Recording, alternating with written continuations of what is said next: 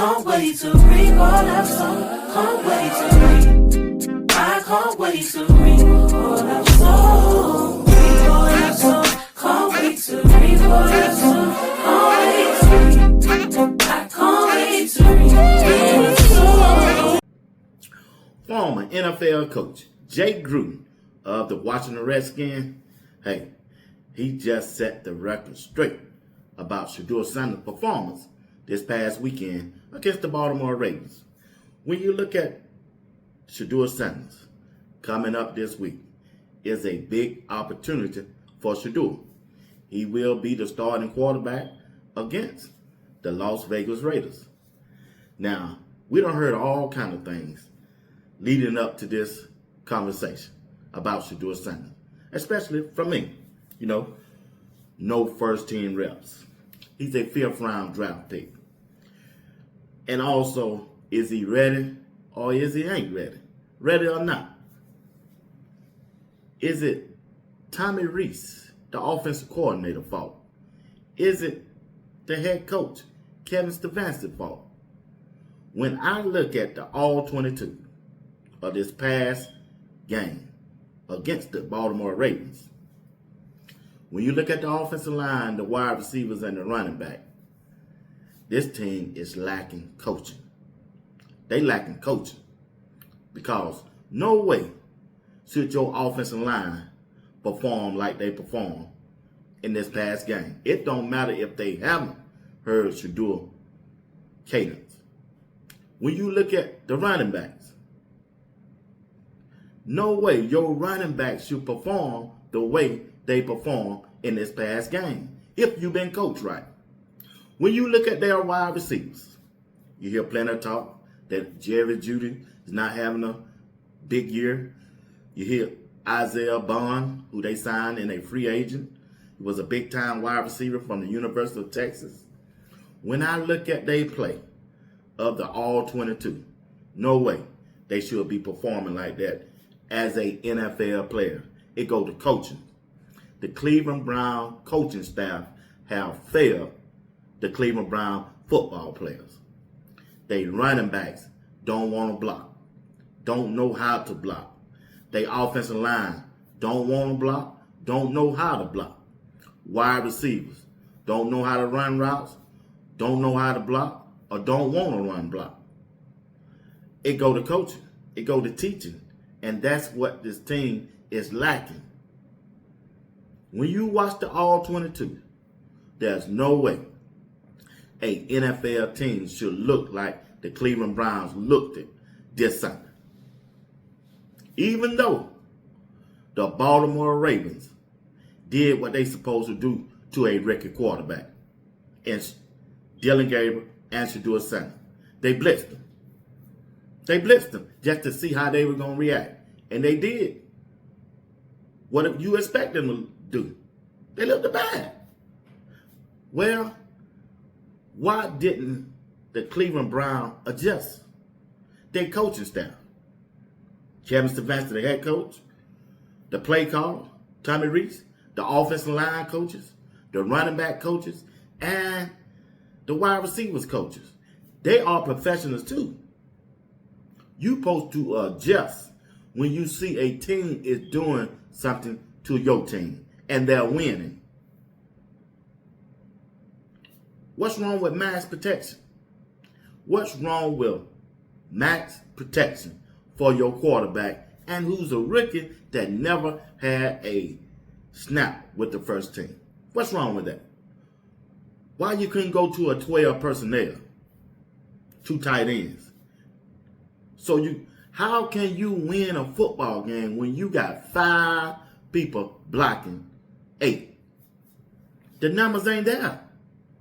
That's why Shedeur was on the run. That's why Shedeur completion rate was down. And if Shedeur have had opportunities during training camp, just like Dillon Gabriel, if Shedeur had been put in situations just like Dillon Gabriel, if Shedeur had been given the research that Dillon Gabriel have had, probably would have been a different outlook. it probably would have been a different game. Shedeur didn't have the resource that Dylan Gabriel had. They didn't put the effort into coaching Shedeur up, because if they had, Shedeur could have, he could have audible. He could have set the defense. He could have checked out the plays. He could have did a lot of things if they had coached him up. When you see Shedeur on the sideline, sitting on the bench or walking up and down the sideline, trying to get his mind together, I got a question. Where's the quarterback coach? What are he doing during the game? Tommy Reese is up in the booth. Maybe he need to come down. Somebody need to be in the ear of the quarterback, Shedeur Sanders. Kevin Stefanski, he on the sideline just looking like he don't have a care in the world. And he should be fired. No way a NFL football team should look like this past Sunday. I'm just being straight with you. And at 3 o'clock today, I'm going to drop another video of Chase Daniels breaking down the plays that he saw during the game. And you're going to see from the all 22 of what Chase Daniels had to say. Chase Daniels is a former quarterback of the Detroit Lions. All right? So now, let's pause and listen to a former head coach, Jay Gruden, talk about the Shedeur Sanders performance this past weekend. Once again, you're watching Sports Talk with B. Waters. I want to know how you feel. What did you see from Shedeur's debut? Yeah, first of all, I'm not in the excuse business. I don't want to hear anybody say, he didn't get any reps. They don't know the snap count. That's pro football. That's the way it's got to be sometimes. That's just the way it is, all right? This isn't a movie. This isn't Rudy. We're not going to carry it off on our shoulders, all right? You got to go out and perform. I don't think Shedeur, I don't think Dion, they don't want your excuses for their kid. They don't need them. Yeah. That being said, he had 3 really bad plays out of the whole game. And not really, really bad. The first one was on a naked pin where he didn't stretch the defense and he threw it right now and Kyle Hamilton almost picked it. Remember that? That was a bad play. That's easily coached. You got to get more width and depth, stretch the defense, look for your low cross, and get to the late down flat late. It's called late down flat for lazy. We get to it late. Do it too early. Next one was on the pick. He had pressure on his face. We'll talk about pressure later on. He should have taken the immediate quick out in the flat instead of trying to push it to Jerry Jeudy. I saw what he saw. The corner had his shoulders open. He thought Jeudy would cross face. Jerry fell down or did something. A terrible route by Jerry. Sat down. I don't know what the hell he was doing. That's an honest mistake. But however, if you're coaching a quarterback, you say it's 3rd down and 10. You don't have to force it to the deeper throw all the time. Let your receivers underneath make a play, get the first down. Yeah. And then the last one was 3rd and 10 at the end of the game. They had an out route and a go route. Jerry Judy's wide open on the out route. He tried to throw the go ball to the Gabe Lavardian. He's 5'8". You got to know your matchups, right? We're not going to throw a go ball to a 5'8" receiver. He's probably throw it to him in scout team, and that's his boy. Let's give him a shot. Take the out route. Let's move the chains. Was the accuracy of the ball good, though? Did he? That was a good ball. That was a good ball. But Yeah, we're not throwing it to Gabe Lavardian on 3rd and 10 with the game on the line. All right, let's throw the out route for the completion and move the chains. All right, that's 3. Why was Gage Lavardian in the game to start with? That's like we couldn't.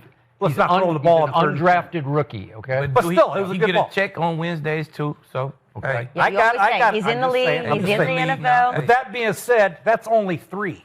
He was in 3rd and 8 to 10 at least 8 times. That's not good for a young quarterback. The pass protection was awful. He had no chance on 85% of the play. He had no chance. He had a good scramble for a first down. He had another good scramble. He did some good things. The second play of the game where he threw the check down, the over the ball for a gain of 8, they ran the same exact, this is why reps matter. Ran the same exact play later on with a dagger and a post over the top. He rips the dagger for a gain of 22 yards. He did. You know what I mean? Yep. Same exact play. You can watch how repetition, okay, I got the same play. You know, I could have maybe pushed the dagger. You're looking at the tape. Let's call it again. If they suck up a little bit, I'll throw the dagger. That's what he did. There's a lot of good that he did. I think the poise, I think he looked good. He's got to do a little bit better with ball security in the pocket when pressure comes. He's got the ball hanging down too low. He's going to get that ripped out of there pretty soon. But to only have 3 bad plays in the situations that he was forced to play in, the 3rd and 8s, the 3rd and 10s, the running game, they run a weak Charlie, and they're not blocking anybody, so they're in 2nd and 10. First drive, they got a holding call. They're in 2nd and 18, 3rd and 10. it's a very tough situation. You know, not very many good quarterbacks could succeed. Experienced quarterbacks that play 30 years would have succeeded in those situations with those looks and that pressure on him in that game. Joe Montana could have come out of retirement and had no chance Okay. with what he was given in that game. So Joe would have done. I am encouraged. I think sometimes it's good to get your feet wet. Now the team's going to get to know him. They can hopefully game plan for him. It's still going to be hard, though. It is, of course. The blueprint's out there. He doesn't run very good. They're going to blitz him. They're going to get after him. They see that offensive line. There's a lot of weaknesses. Conklin's got a bad ankle. Left tackle out. Cam Robinson's got a bad foot, whatever it is. If those guys are hurt, Kevin Stefanski, they got to do a good job of calling plays and get Junkins in. And Junkins, God, he's got to learn how to pass protect. My God. He does it all. Ran through. Yeah, he got to run through. So they got a lot of issues offensively. It's going to be very important to try to get them outside the pocket a little bit, get the running game going, get some quick game going. But the problem is at receiver, they try to run a quick game. They ran 200 jet Omaha, which we call all the time a little out route and 2 sticks, right? Mm-hmm. The DBs didn't even back up. They didn't even back up. Not threatening. Yeah. So Not scared of nothing over there. if you got no quick game, the DBs aren't backing up. It's going to be harder. They got to push the ball down the field. But Back them up. I just think that there's a lot of narrative on this kid. He's came in there in a really, really tough situation. We know about the reps, but that's what backup quarterbacks are forced to do from hell. We had to play with Josh Johnson one year. He came in on a Wednesday, started on a Sunday. So it happens. That's the former NFL coach of the Washington Redskins, Jay Gruden, talking about the performance of Shedeur Sunday. He said Shedeur only had really 3 bad plays in this whole game when he did the reviews. Well, I want to fast forward and leave that game alone. But coming up this weekend, Shedeur Sanders has a golden opportunity, a big opportunity against the Las Vegas Raiders. All Shedeur said, and all Shedeur supporters along as me, Shedeur just need one shot. Shedeur just need one chance. Drake said, all I need is one dance. He getting all of this weekend. And starting today, he get a chance to run with the #1 offense in practice. Starting today, leading all the way up to Sunday. A big opportunity for Shedeur Sanders against the Las Vegas Raiders this weekend starts today. Tommy Reese, Kevin Stefanski, and Shedeur Sanders must come up with a good game plan if Shedeur want to keep Dylan Gabriel on the sideline. This is a big-time game this Sunday. This Sunday. I think the game come on at 4:15 Eastern Time this Sunday. I can't wait to see it. My dog gonna turn up. I know Shedeur Sanders will be ready for this opportunity. I have no doubt. I have no doubt. Once again, you watching Sports Talk with B. Watts. Do me a favor. Do me a solid. Hit my like button. Can you subscribe to my channel? Place a comment in the comment section about this video if you don't mind. Once again, you're watching Sports Talk with B. Watts. Peace. Wizard.